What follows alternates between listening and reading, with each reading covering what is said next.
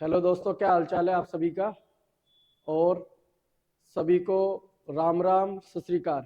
और आज मैं एक ऐसा टॉपिक लेके आ रहा हूँ जो काफ़ी चर्चा में है। कल आपने सुना ही होगा, देश की माननीय वित्त मंत्री श्रीमती निर्मला सीतारमण जी ने मोदी सरकार का इस टेन्योर का मतलब मोदी 2.0 मोदी जी की दूसरी पारी का सबसे अंतिम बजट मतलब कि सुनाया है। कल अंतिम बजट भाषण सुनाया है और अंतिम बजट आया है। अंतिम बजट मतलब कि मोदी जी जब 2014 से 19 में सत्ता में आए थे, उसका 2019 में दूसरी बार प्रधानमंत्री बने थे 2024 में। तो अब की बार का मतलब दूसरी पारी का अंतिम बजट है।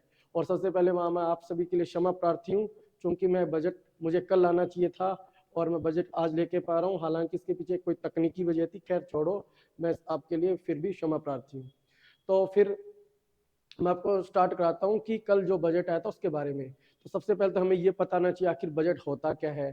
ठीक है, बजट की प्रक्रिया क्या है, बजट कैसे कैसे पारित होता है, भारतीय संविधान बजट को लेकर क्या कहता है, सरकार बजट जारी करती है नहीं करती है, या उसके लिए जरूरी है या अपनी मर्जी से कर रहा है, और आखिर बजट में क्या किन किन चीजों पर फोकस किया गया है।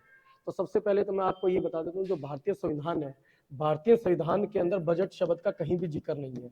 कहीं भी भारतीय संविधान को यदि आप पूरा पढ़ोगे तो आपको कहीं भी बजट शब्द नहीं लिखा दिखेगा।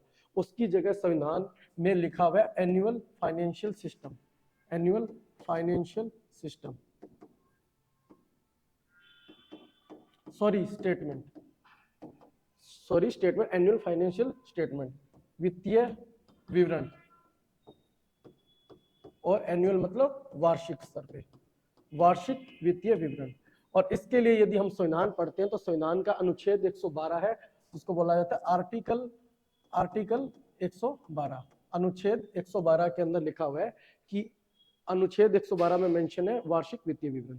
वार्षिक वित्तीय विवरण को या व्यवहार में को बजट, बजट को इसलिए बोला जाता है क्योंकि बजट एक फ्रेंच भाषा का शब्द है, फ्रांस का शब्द है, फ्रांस का। वही फ्रांस जिसके राष्ट्रपति हमारे चीफ गेस्ट थे 26 जनवरी को।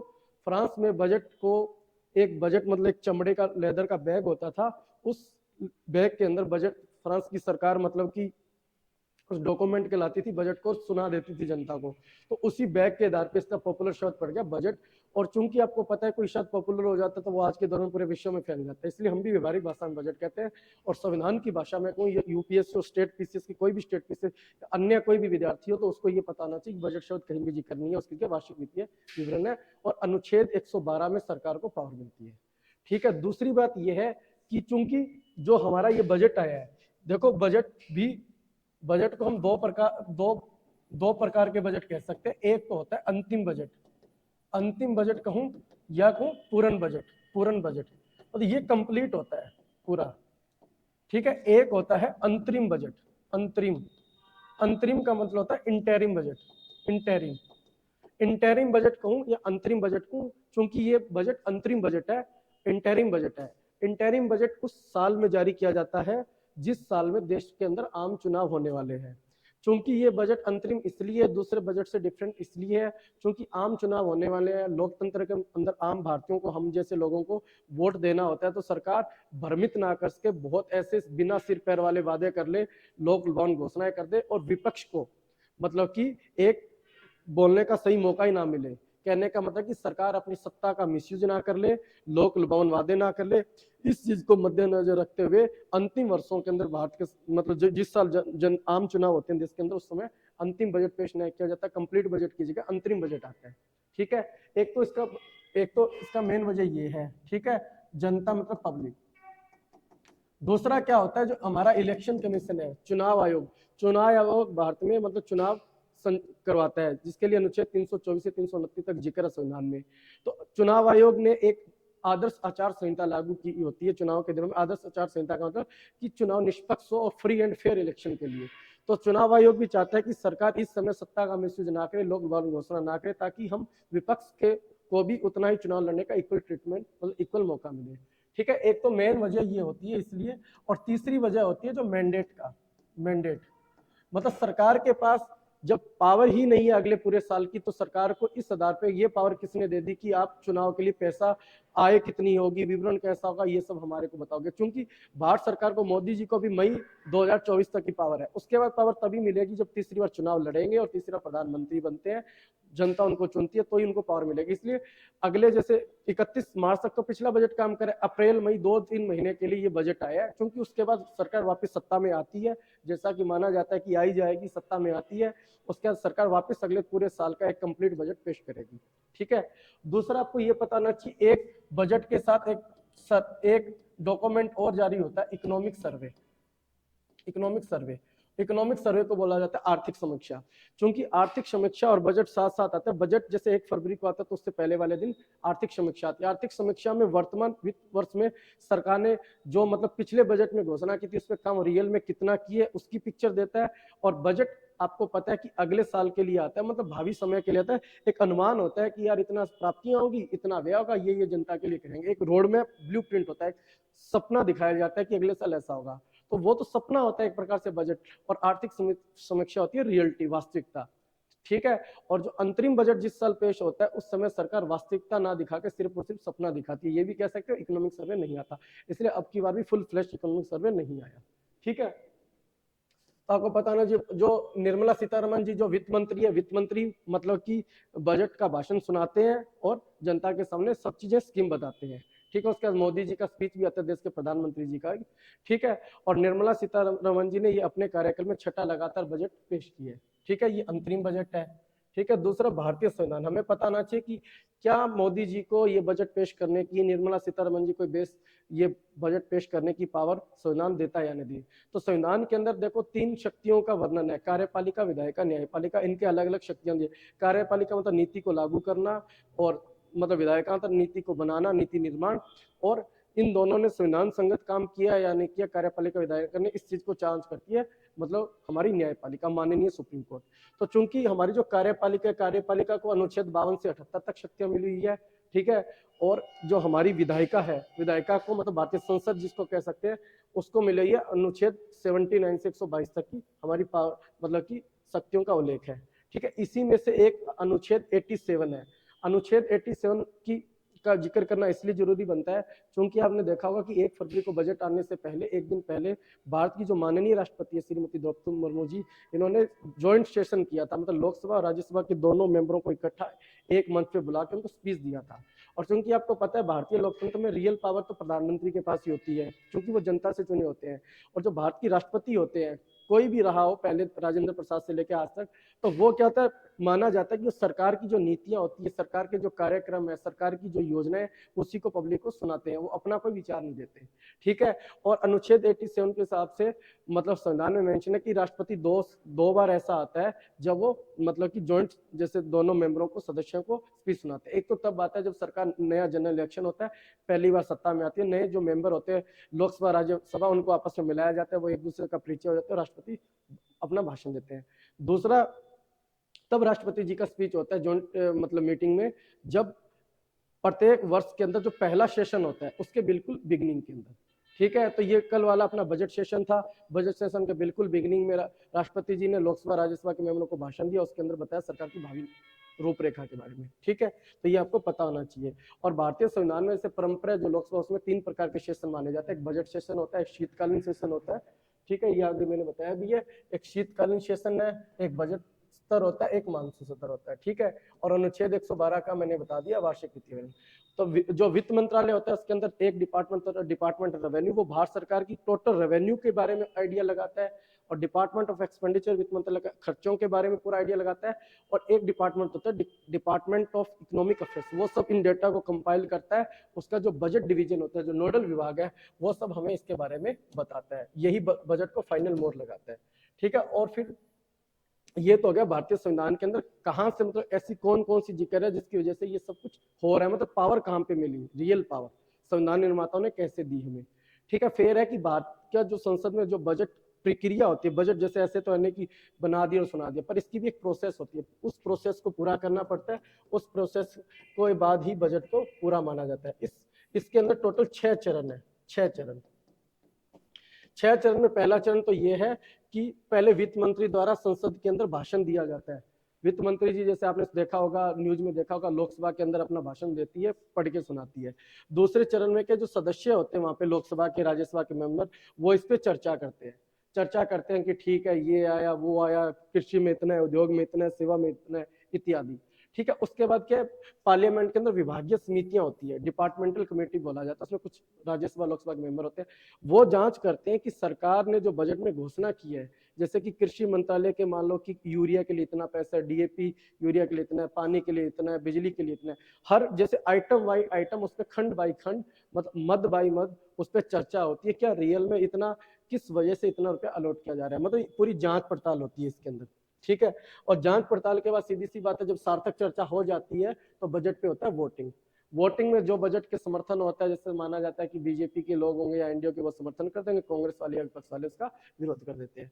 उसके बाद देखो, जब सब पूरा हो जाता है तो सरकार को अब पैसा निकालना है तिजोरी से। तिजोरी मतलब कंसोलिडेट फंड ऑफ इंडिया से जब मोदी जी को पैसा निकालना होता है, इसके पावर के लिए उनको एक विनियोग जैसे विधेयक होता है जिसको बोला जाता है एप्रोप्रिएट बिल, एप्रोप्रिएट बिल, इसको पेश करना होता है। इसको पारित होने के बाद फिर पैसा निकालने के लिए योग्य हो जाता है। एक प्रकार से एप्रोप्रिएट बिल से मोदी जी को एटीएम मिल जाता है।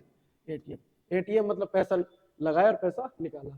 अंत में क्या, आय का विवरण पेश करती है सरकार। आय का विवरण मतलब अगले समय जो पैसा आने वाला है उसके लिए कहाँ कहाँ हमने टैक्स को बढ़ाया है, इनकम टैक्स हो या जीएसटी हो, एक्साइज ड्यूटी हो, काम बढ़ाया क्या घटाया, उसके बारे में आपने सुना होगा कि मतलब कि 5-7 लाख रुपए तक इंडिविजुअल को मतलब आयकर नहीं देना है, इतने लाख तक देना है, इतने लाख तक नहीं देना, वो सब चीज आय विवरण में आ जाते हैं। ठीक है, फिर हम देखते हैं ये तो हमारा संविधान का मतलब एक कॉन्स्टिट्यूशन का जो डायमेंशन है, संवैधानिक आयाम को कवर किया। अब हम थोड़ा इतिहास को देखते हैं। इतिहास में माना जाता है कि जो 15 अगस्त 1947 को जब देश आजाद होता है, उसके बाद आजाद भारत का पहला मतलब कि जो हमारा बजट आता है वो 26 नवंबर को आता है। 26 नवंबर 1947 को, आगामी एक वर्ष के लिए भी क्या देश के अंदर आगामी 47-48 में क्या सरकार करना है, क्या विजन है। तो उसके लिए जो हमारे पहले वित्त मंत्री थे आर के शान मुखम शेट्टी साहब, इन्होंने पेश किया था। उसके बाद माना जाता है कि 1947 तक से लेकर ये ऐसे बजट आता रहा। 1999 तक माना जाता है कि इतने लगभग 50-52 सालों तक बजट है शाम को मतलब 5 बजे पेश किया जाता था, मतलब शाम को 5 बजे आम जनता को बजट सुनाया जाता था। इसके पीछे कारण ये था क्योंकि पहले आपको पता है हम ब्रिटेन की कॉलोनी थी। ठीक है, ईस्ट इंडिया कंपनी का नाम सुना होगा आपने, सुना होगा, अंग्रेजों का शासन था। ठीक है, हम एक गुलाम देश थे, गुलाम देश थे, तो हमारा बजट बनता था लंदन से। लंदन में जब आपको पता होगा लंदन के में 5.5 घंटे को हम जोड़ लेते हैं तो भारत का रियल टाइम आता है। मान लो यहाँ पे 5 बजे सुनाया जाता था, लंदन में 11:30 बजे सुनाया जाता था, तो वो बराबर होता था। लंदन के सुबह के 11:30 बजे और भारत के शाम के 5 बजे बराबर होते हैं, इसलिए वो अपने हिसाब से सुबह सुबह सुनाते थे, हमारे को यहाँ पे शाम को 5 बजे सुनाया जाता था। तो माना जाता है कि ये कॉलोनियल माइंडसेट था हमारा, एक गुलामी की मानसिकता थी। इस गुलामी की मानसिकता को अटल बिहारी वाजपेयी की सरकार तोड़ती है, और यशवंत सिन्हा उस समय देश के वित्त मंत्री होते हैं, वही यशवंत सिन्हा जो एक आईएएस ऑफिसर भी रहते हैं, काफी बुद्धिजीवी व्यक्ति है, और जो उन्होंने अभी आपने देखा होगा द्रौपदी मुर्मू जी के सामने राष्ट्रपति का इलेक्शन भी लड़ा था। हालांकि उनका मोदी जी से थोड़ा पटती नहीं है, वो कांग्रेस की ज्यादा फेवर करते हैं। ठीक है, उसके बाद यशवंत सिन्हा जी के पास 11 बजे का इनका टाइम हो गया। ठीक है, फिर ऐसे ही चलता रहा, और ये हमारा जो बजट पेश किया जाता था भौगोलिक वजह से माना जाता है कि ये अब फरवरी के लास्ट वर्किंग डे को आता था, किंतु मोदी जी ने इस मेंटलिटी को और चेंज किया, जो गुलामी की मानसिकता को खत्म किया। जो अरुण जेटली जी हमारे वित्त मंत्री थे 2017 में, उस समय से माना जाता है कि बजट 1 फरवरी को आता है, और अब की बार भी बजट 1 फरवरी को आया था। ठीक है, तो ये हमें पता होना चाहिए। ठीक है, एक है बजट की परंपरा। परंपरा ऐसी है कि जैसे आपने देखा होगा हमारे देश के अंदर कोई भी शुभ काम होता है, जैसे किसी बच्चे का जन्म हो गया, उसका नामकरण हो रहा है, शादी ब्याह है, या कोई भी अच्छा मुहूर्त है, कोई बर्थडे की पार्टी है, एनिवर्सरी, तो हम मीठा खाते हैं। मीठा अपने कहते हैं व्यवहार में मीठा मुंह करा दे, तो मीठा मुंह कराने का ना शुभ काम में हम एक मुंह मीठे की बात है। वैसे ही बजट एक शुभ काम है, देश के राष्ट्र निर्माण के लिए सबसे इंपॉर्टेंट डॉक्यूमेंट में से एक है। तो सबसे पहले हमारे वित्त मंत्रालय के जो सारे अधिकारी होते हैं, जो कर्मचारी होते हैं, मतलब कि उन लोगों को हलवा खिलाया जाता है, उसको बोला जाता है हलवा सेरेमनी। ये परंपरा है। परंपरा मतलब भारतीय इस चीज में विश्वास करते हैं। ठीक है, उसके बाद ये डेटा की गोपनीयता बनी रही, बजट में क्या आने वाला है क्या नहीं है, इसका आंकड़ों का मिसयूज ना हो जाए, शेयर बाजार में उथल पुथल ना मच जाए, देश की अर्थव्यवस्था पे उथल पुथल प्रभाव ना पड़ जाए, सरकार की मतलब की एक छवि धूमिल ना हो जाए, भारत के लोकतंत्र की वैल्यू डाउन ना हो जाए। इसके लिए जो बजट बनाने वाले तो सारे कर्मचारी होते हैं, उनको आइसोलेटेड करके अलग से रखा जाता है सरकार क्या ना वो ज्यादा बातचीत कर सकते घर पे किसी अन्य से, ना उनके पास फोन होता है, वो अकेले में ही एक ग्रुप में रहते हैं। उसको बोला जाता है lock in period. Lock in period, lock in period. तो लॉक इन पीरियड का हमें मतलब पता होना चाहिए, सिक्रेसी के लिए, गोपनीयता। फिर उसके बाद जो ब्रीफ केस, ब्रीफ केस का चमड़े का बैग होता है, उसके अंदर डॉक्यूमेंट लाया जाता है, वित्त मंत्री जी वित्त मंत्रालय पहुंचते हैं। किंतु इसमें भी मोदी सरकार ने थोड़ा चेंज किया। मोदी सरकार ने देखा कि ब्रीफ केस भी क्या है, फ्रांस का या कॉलोनियल माइंडसेट है, ठीक है, यूरोप का कल्चर है। तो भारत के कल्चर के लिए इन्होंने, मोदी जी ने कहा कि नहीं नहीं, हमारे जो वित्त मंत्री है वो ब्रीफ केस नहीं लाएंगे, उसकी जगह बही खाता लाएंगे। बही खाता, बही खाता, बही खाता मतलब भारतीय परंपरा में बही खाता की परंपरा है। उसके बाद बही खाता आया, और उसके बाद क्या हुआ कि हमारे देश के अंदर मोदी जी का जो सपना है डिजिटल इंडिया बनाने का, हर चीज डिजिटलाइज हो, तो फिर निर्मला सीतारमण जी हमारे जो डॉक्यूमेंट्स है बजट के, वो एक लैपटॉप पे लाती है या इलेक्ट्रॉनिक डिवाइस में लाती है, तो माना जाता है पेपरलेस बजट आता है। ठीक है, उसके बाद हमारा पेपरलेस का आ गया, डिजिटल इंडिया को मतलब कि प्रमोट करने के लिए 2021 से। ठीक है, उसके बाद जो हमारी वित्त मंत्री जी होती है, राष्ट्रपति जी को साथ डेटा शेयर करती है, राष्ट्रपति भवन में जाती है, राष्ट्रपति जी से मिलती है, उनको अपने बारे में सब कुछ बताती कि हम बजट लेके आ रहे हैं, कल आने वाला है, ये है वो है। आप अब की बार भी आपने देखा होगा मीडिया में काफी चर्चा में थे, जो निर्मला सीतारमण जी है वो मतलब कि हमारे यहाँ पे जो द्रौपदी मुर्मू जी से मिलने भी गई थी। उसके बाद वो कैबिनेट में आती है, कैबिनेट मीटिंग होती है। कैबिनेट मतलब जो देश के 4-5 मेन मिनिस्टर होते हैं, उसमें मोदी जी देश के हेड होते हैं, प्रधानमंत्री है। मोदी जी बजट को अप्रूवल देते हैं, सुबह 10 बजे अप्रूवल मिलती है मीटिंग में। उसके बाद 11 बजे से माना जाता है कि बजट को सुना दिया जाता है। तो यही है कि 1 फरवरी को सुबह 10 बजे मीटिंग होती है, मोदी जी द्वारा इसकी स्वीकृति दे दी जाती है, और 11 बजे उसके बाद आम भारतीयों के लिए वित्त मंत्री द्वारा बजट सुना दिया जाता है। तो ये एक छोटी प्रक्रिया होगी। तो ये तो थी प्रक्रिया। इसके पीछे जो हमारा है, हमें ये पता होना चाहिए बैकग्राउंड, इसका प्रोविजन से पहले में बैकग्राउंड पता होना चाहिए। क्योंकि अब की बार देखो, ये सरकार, देखो लोकतंत्र में क्या होता है, एक बड़ी दिक्कत होती है, जनता से वोट लेना होता है। तो ये अंतर्निहित है कि कुछ ना कुछ विकास के कार्यों में लोगों को लोक लुभावन दिया जाता है। ये सिर्फ इंडिया में नहीं, लगभग पूरे विश्व की ये कहानी है। तो ठीक है, अब की बार हमारा चुनाव होने वाला है, किंतु इस सरकार ने इतनी लोक लुभावन इस बजट में इतनी घोषणा की नहीं है। इसके पीछे मेन वजह ये मानी जा रही है कि मोदी जी बिल्कुल इंश्योर है कि हमारी सत्ता आने ही वाली है। ठीक है, हम ही आएंगे जीत के। दूसरी वजह यह है कि आपने देखा होगा कि जब 15 अगस्त 1947 को जब हमारा देश आजाद होता है, उसके बाद जब हम 75 वर्ष कंप्लीट कर लेते हैं, जब 15 अगस्त 2022 की बात है, जब मोदी जी देश के प्रधानमंत्री थे, वो लाल किला से मतलब एक भाषण देते हैं। लाल किले से भाषण देने के बाद ये कहते हैं कि देखो, अब देश की आजादी के 75 वर्ष हो गए। ठीक है, और 15 अगस्त 2047 को देश को आजादी को हो जाएंगे 100 साल। ठीक है, और जो आगामी जो 25 वर्ष है, 2022 से 2047 के जो 25 वर्ष है, इसको उन्होंने नाम दिए अमृतकाल। अमृतकाल मतलब ये एक प्रकार से शुभ काम है, शुभ काल है, शुभ काल। शुभ काल के मतलब एक अच्छा पावन महीना है, पावन समय है, पावन कालखंड, अगला 25 साल। इसी अमृत काल में बोला गया कि अगले अमृत काल में हम पंचप्रण का नारा दिया। हर भारतीयों को पंचप्रण लेने हैं। पंचप्रण का मतलब आगामी 25 वर्ष तक पूरे भारतीयों को 5 चीजों पे काम करना है। एक था कि गुलामी की मानसिकता छोड़नी है, कोई भी लगे अंग्रेजों की लेगेसी हटाओ, उसी का व्यवहारिक रूप हमने देखा होगा, IPC, CrPC, Indian evidence act वगैरह सब मतलब रिप्लेस कर दिए, नाम वगैरह भी बदल देती है सरकार, जैसे प्रयागराज रख दिया, ठीक है, कर्तव्य पथ रख दिया, मुगल गार्डन की जगह अमृत उद्यान रख दिया आदि। और एक दूसरा उन्होंने प्रण लिया कि मतलब कि गुलामी की अपनी विरासत पे गर्व करना। अपनी विरासत का गर्व का मतलब जैसे राम मंदिर का निर्माण, करतारपुर कॉरिडोर, महाकाल कॉरिडोर आदि। तीसरा उन्होंने माना देश की एकता और एकजुटता बनाए रखना। चौथा उन्होंने कहा कि भारतीयों को अपने कर्तव्यों को पालन करने से तिरंगे का सम्मान करना, वंदे मातरम का सम्मान करना, राष्ट्रीय गान का सम्मान करना, हमारे महापुरुषों का सम्मान करना, जो हमारे कर्तव्य है, संविधान में मेंशन भी है। ठीक है, स्वर्ण सिंह समिति के आधार पे ये हमारे संविधान में मेंशन 51 में। फिर अंतिम उन्होंने ये बताया था कि जो हमारा अंतिम जो पंचप्रण में 5वां प्रण है, 2047 तक विकसित भारत, 2047 तक विकसित भारत। और विकसित भारत का उन्होंने मोटा मोटा उसका व्यवहारिक रूप जो नीति आयोग ने बताया, नीति आयोग ने ये बताया कि 2047 तक देश की इकोनॉमी को 30 ट्रिलियन यूएस डॉलर बनानी है, जो वर्तमान में लगभग $4 पे है, $4 ट्रिलियन है। ठीक है। एक तो 4 ट्रिलियन से 30 ट्रिलियन डॉलर इकोनॉमी बनाने है। दूसरा, मोदी जी ने बोला कि जो मेरी तीसरी पारी आएगी, मतलब मैं जब तीसरी बार प्रधानमंत्री बनूंगा तो मेरी मतलब देश की इकोनॉमी तीसरे नंबर की बनानी है। तो माना जाता है कि इस पूरे सपने को साकार करने के लिए मोदी जी ने एक इंस्ट्रूमेंट के रूप में, एक डॉक्यूमेंट के रूप में इस बजट को पेश किया है। तो इस सेंस में हमें समझ लें। तो इसमें देखो, सब पहले तो एक मोदी जी का सपना है सभी के लिए घर होना चाहिए। भारत में ऐसा कोई व्यक्ति नहीं होना चाहिए जिसके पास घर ना हो। जब तक ये बेसिक चीजें पूरी नहीं होगी तब तक हम विकसित देश हो ही नहीं सकते। दूसरा, सिर्फ घर ही नहीं है, हमारे पास ऊर्जा भी होनी चाहिए, क्योंकि ऊर्जा सस्ती हो, किफायती हो, ठीक है, लोग उसके लिए मोदी जी ने, दूसरा कि पर्यावरण का संरक्षण भी हो, तो उसके लिए सौर ऊर्जा पे बल दिया गया है। सौर ऊर्जा, सूर्य ऊर्जा पे बल दिया। आपको पता है भारत की धरती भगवान ने ऐसी जगह बनाई जहाँ पे धूप बहुत होती है, तो सूर्य की ऊर्जा, ठीक है। ये तो हमारा हो गया एक घर के लिए। दूसरा, हेल्थ के लिए। हेल्थ के लिए जो हमारे भाषण में आया है, राष्ट्रपति जी ने भाषण में बोला, सर्वाइकल कैंसर, महिलाओं के जो निजी अंग होते हैं वहां पे जो कैंसर होते हैं, उस कैंसर को बोला जाता है cervical cancer. Cervical cancer, cervical cancer से मुक्ति के लिए सरकार काफी स्टेप उठाएगी, क्योंकि आपको पता है कोरोना 19 के बाद वास्तव में बहुत हेल्थ एक सबसे बड़ा इश्यू बन गया। और आपने आज देखा भी होगा, एक हमारी मशहूर मतलब चर्चित बॉलीवुड एक्ट्रेस है पूनम पांडे जी, संयोग से आज भी उनका देहांत भी सर्वाइकल कैंसर से हुआ है, और कल ही संयोग से सरकार ने इस पर चिंता जाहिर की है।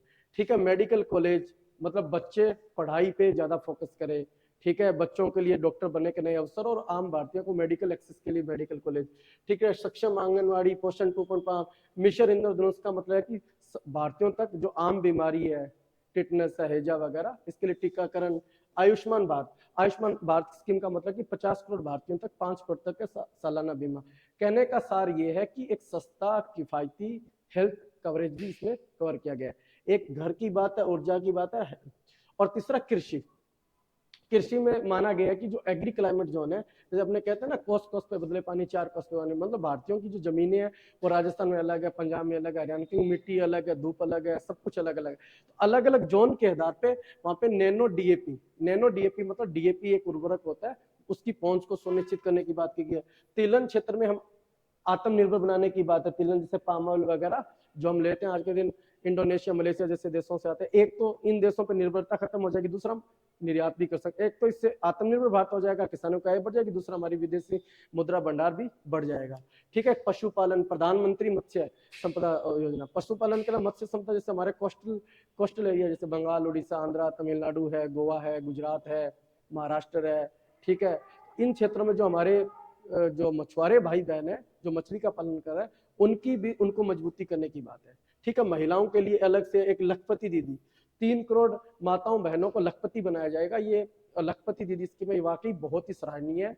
ठीक है, एक मोदी जी ने घोषणा की, जो सेल्फ हेल्प ग्रुप है, जैसे महिलाएं आमतौर पर माना जाता है गांव की जो महिला होती है उनकी स्थिति दयनीय होती है, तो वो आपस में मिलजुल के ग्रुप बना लेते हैं, जिसको बोला नाम है स्वयं सहायता ग्रुप। स्वयं ने एक दूसरे की सहायता करने के लिए ग्रुप बना लिया, उनको फंडिंग करने की बात है।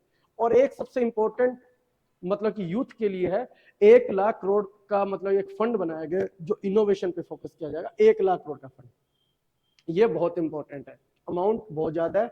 इससे पता चल रहा है कि सरकार तकनीकी लेके कितना, डिजिटल इंडिया को लेके कितना, मतलब कि सरकार मतलब बहुत सीरियस है। और आपने देखा होगा अभी तो एक नाम भी चल रहा है औद्योगिक क्रांति 4.2, 4.0, मतलब औद्योगिक क्रांति का चौथा चरण जो 18वीं सदी में, जैसे आपने देखा होगा औद्योगिक क्रांति का पहला चरण था जिसमें भाप के इंजन पे बल दिया जाता था, 19वीं सदी में दूसरा चरण आया जहाँ पे बिजली आ गई, 20वीं सदी में इंटरनेट आने से औद्योगिक क्रांति का तीसरा चरण था।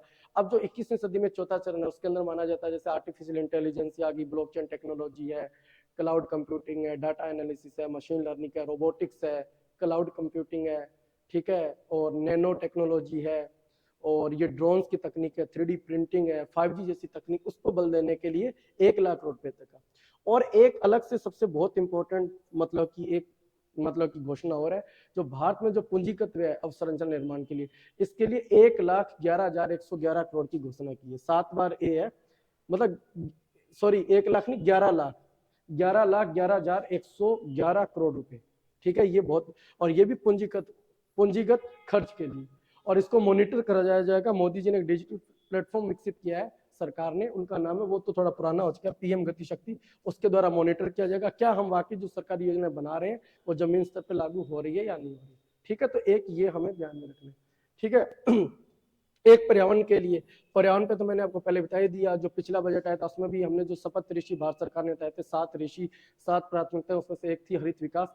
हरित विकास कहूं या हरित ऊर्जा, पर्यावरण का भाव सिर्फ इतना, जो इकोनॉमिक ग्रोथ देश की होनी चाहिए, इकोनॉमिक ग्रोथ के साथ पर्यावरण का संरक्षण भी होना चाहिए, जिसको व्यवहारिक भाषा में सस्टेनेबल डेवलपमेंट भी बोला जाता है। इस चीजों पर सरकार ने काफी फोकस दिया है। ठीक है, एक पर्यटन, पर्यटन में आपको बता देता हूँ, जो लक्षद्वीप है, लक्षद्वीप और मालदीव का विवाद चल रहा है।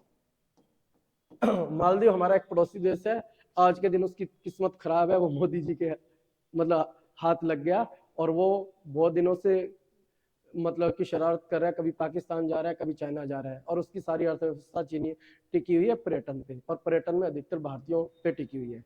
ठीक है, और मोदी जी ने क्या घोषणा कर दी कि अंडमान निकोबार लक्षद्वीप जैसे भारत में जो आइलैंड है उसको टूरिज्म डेस्टिनेशन बनाने की बात चल रही। इसी बात से मालदीव के पेट में दर्द हो गया, थोड़ा चर्चा में भी ये मुद्दा बना रहा है, करंट अफेयर में भी। और सरकार ने मालदीव और अंडमान निकोबार जैसे आइलैंड को लेकर काफी इंपॉर्टेंट घोषणा की, जो वाकई बहुत लाजवाब है। सच में मतलब ये होता है ना कि मोदी जी ने जो काम किया, मतलब कि ये सच में एक पड़ोसी देशों के लिए एक अच्छा संदेश है। ठीक है, उसके अंदर हम सोच रहे हैं कि जैसे अंडमान निकोबार या लक्षद्वीप जैसे आइलैंड है, वहाँ पे बढ़िया ऑप्टिकल फाइबर बिछाया जाए ताकि इंटरनेट डिजिटल इंडिया को कनेक्ट किया जाए, 5 स्टार होटल हो, एयरपोर्ट वगैरह, और टूरिज्म को मजबूती दिलाने के लिए वहाँ पे हर बार वहाँ पे बिजली की व्यवस्था अच्छी हो, सड़क वगैरह। तो ठीक है, और दूसरा एफडीआई, आपको पता है निवेश के बिना कोई भी अर्थव्यवस्था काम नहीं करती, और निवेश में जो विदेशी निवेश है उसको बोला जाता है एफडीआई, और सैद्धांतिक रूप से माना जाता है जब 10% या उससे ज्यादा इन्वेस्टमेंट हो किसी कंपनी में विदेशी व्यक्ति द्वारा, तो उसको बोला जाता है एफडीआई। और एफडीआई माना जाता है मोदी जी के काल में 2014 से 24 के बीच में 596 बिलियन यूएस डॉलर की मतलब एफडीआई है, जो कि मनमोहन सिंह के कालखंड से माना जाता है डबल से ज्यादा है। हालांकि एफडी के बारे में बहुत ज्यादा डिटेल में चर्चा हो सकती है, क्योंकि आज हमारा मेन फोकस बजट पे, तो इसलिए हम इस पे थोड़ा सा लिमिटेड ही बात करेंगे। और आगे जनसंख्या और डेमोग्राफिक परिवर्तन, मतलब हमारे देश में, इसमें कोई डाउट नहीं, हम विश्व की सबसे बड़ी जनसंख्या वाले देश है, इस पर भी सरकार ने चिंता जाहिर की है। सरकार ने कहा कि ये जो हमारा डेमोग्राफी है इसको डिविडेंड के रूप में तब्दील करना है, हर भारतीय को सशक्त करना है, ना कि डिजास्टर के रूप में ना बने, एक आपदा ना बने। ठीक है, और राज्यों को मतलब कि कोऑपरेटिव फेडरलिज्म को, जैसे बार बार आरोप लगाया जाता है राज्य सरकारों के द्वारा कि केंद्र सरकार हमारे हक मार रही है, ये करिए वो करिए, सरकार ने इस चीज पे बल दिया। 75,000 करोड़ रुपए माना जाता है राज्यों के लिए, एक अलग से अलॉटमेंट की बात है। और एक जो राजकोषीय घाटा है वो सरकार मान रही है अब की बार 2023-24 में 5.8% के आसपास रहेगा। ठीक है, और जो 2024-25 का फिस्कल डेफिसिट आगामी वर्ष में माना जाता है 5.1%, इसकी घोषणा की 5.1। और जो हमारा बजट है अगला, वो लगभग माना जाता है 47-48 करोड़ का है, 47.66 लाख करोड़ का बजट आएगा, फिस्कल डेफिसिट 5.1। और मतलब इसका सीधा सा भाव है, जो 100 रुपए की खर्चा है, ठीक है, कमाई 100 रुपए तो खर्चा 5-6 रुपए ज्यादा होगा, 105 है, उसको राजकोषीय घाटा। हालांकि राजकोषीय घाटा क्या होता है, इफेक्टिव डेफिसिट क्या होता है, प्राइमरी डेफिसिट क्या होता है, ये हम अलग वीडियो में चर्चा करेंगे, जहां उस पर ज्यादा डिटेल में बात करेंगे। ठीक है, और एक हमारा जो सरकार का आपको पता होगा आय के दो सोर्स है, एक है इनकम टैक्स, एक है जीएसटी। इनकम टैक्स को बोला जाता है प्रत्यक्ष कर, जीएसटी को बोला जाता है इनडायरेक्ट टैक्स। ठीक है, प्रत्यक्ष कर से मान लो सरकार ने अपना बोला है कि जो आईटीआर फाइल करने वालों की संख्या 2.4 गुना बढ़ गई है, 2.4 गुना। चूंकि मैं एक सीए होने के नाते कह सकता हूँ कि वाकई इस सरकार ने ये काम बहुत अच्छा किया। किसी को मतलब पसंद हो ना हो वो एक अलग चीज है, कोई माने ना माने वो एक अलग चीज है, पर एक आम भारतीयों में जो भारत सरकार के प्रति जो टैक्स भरने की जो एक अंदर माइंडसेट बना है वो पहले से ज्यादा पॉजिटिव बना है, बहुत मजबूत हुआ है। और आम भारतीय भी चाहने लगा कि हम सरकार के साथ हम टैक्स वगैरह भरें। तो आयकर मतलब कि भरने वालों की संख्या 2.4 गुना बढ़ गई। उसके पीछे एक वजह ये भी माना जाता है कि सरकार ने इस वित्त वर्ष में जैसे माना जाता है कि 7 लाख तक की आयकर वालों के भी कोई टैक्स नहीं लगता, जो कि मनमोहन सिंह जी की सरकार में 2.2 लाख की लिमिट थी। जैसे 5 लाख की इनकम है, पहले नहीं भरता था बंदा, क्योंकि उसकी इनकम पे 2.2 से ऊपर टैक्स लग जाएगा। अब 7 लाख तक के है तो 7 लाख तक इनकम देता है, 0 टैक्स लगता है। ठीक है, और जीएसटी के बारे में एक इंपॉर्टेंट चीज ये आई है, हाँ, एक नई जो मैन्युफैक्चरिंग है, मेक इन इंडिया, जो हम चाहते हैं आत्मनिर्भर भारत बने, मेक इन इंडिया बने, तो उस पर बल देने के लिए सरकार ने जो नई मैन्युफैक्चरिंग कंपनी लगाई जाती है उस पर कॉर्पोरेट इनकम टैक्स की दर को भी महत्व 15% किया है। और जो जीएसटी आपने देखा होगा एक अप्रत्यक्ष सुधार है, अप्रत्यक्ष कर सुधार के रूप में जीएसटी आया, जो वैल्यू एडिशन प्रिंसिपल पे काम करता है, वेट प्रिंसिपल पे काम करता है। ठीक है, तो जीएसटी पे सरकार ने बताया कि जो हमारी मंथली एवरेज इनकम है 1.66 लाख करोड़ रुपए। 1.66 लाख तो कुछ भी नहीं होता, 1.66 लाख करोड़ रुपए मंथली। और जैसे ज्यादा जीएसटी बढ़ने का मतलब ये नहीं कि सरकार को ज्यादा पैसा चाहिए, इससे पता चलता है कि व्यापार देश में ज्यादा हुआ है, मैन्युफैक्चरिंग ज्यादा हुई है, जिससे मतलब देश की जीडीपी बढ़ रही है, अर्थव्यवस्था की गतिविधियां बढ़ रही है, इसी वजह से जीएसटी ज्यादा बढ़ा। ठीक है। और दूसरा आपको ये बता दो, मोटा मोटी तो ये चीज है, बाकी हम डिटेल में हम अपना बजट का जो दूसरा लेक्चर आएगा उसके अंदर बताएंगे। ठीक है। और दूसरा हमें एक चीज ये देखना कि जो अमृत काल है, अमृत काल के अंदर जो मोदी जी ने कहा है कि अमृत काल के अंदर हमने 4 लोगों को फोकस किया है। ठीक है। एक तो बोला युवा, एक गरीब, एक महिला, एक किसान। युवा, गरीब, महिला और किसानों को मतलब कि आगामी अमृत काल का जो 25 साल है, मोदी सरकार कह रही है कि जब भी हम सत्ता में आएंगे, या अब हम हैं वर्तमान में या भविष्य में आते हैं, तो इस 25 सालों में हमारा 4 ही लोगों पे फोकस रहेगा, युवाओं के उत्थान के लिए, महिलाओं के उत्थान के लिए, किसान के उत्थान के लिए और गरीब के उत्थान के लिए। और ये बजट भी उसी को समर्पित है। ठीक है। कुल मिला के सार ये है कि जो हमारा बजट है वाकई बहुत अच्छा बजट है। एक बात इस बजट की मानना पड़ेगी, जो मोदी सरकार की मास लीडर की यही पहचान होती है कि चुनावी वर्ष में भी लोक लुभावन वादे नहीं किए गए। इससे पता चलता है कि मोदी जी का जनता पे कितना नियंत्रण है, मेंटलिटी हम भारतीयों की कितना अच्छे से समझते हैं, और वो जीत को लिए कितना इंश्योर है। ठीक है। बाकी हम जो बजट से जुड़े हुए बाकी चीजें, जैसे फाइनेंस कमीशन क्या होता है, एफआरबीएम एक्ट क्या होता है, फिस्कल डेफिसिट क्या होता है, जीएसटी क्या होता है, हम कोशिश करेंगे नेक्स्ट वीडियो के अंदर हम बताएं। ठीक है। Bye bye.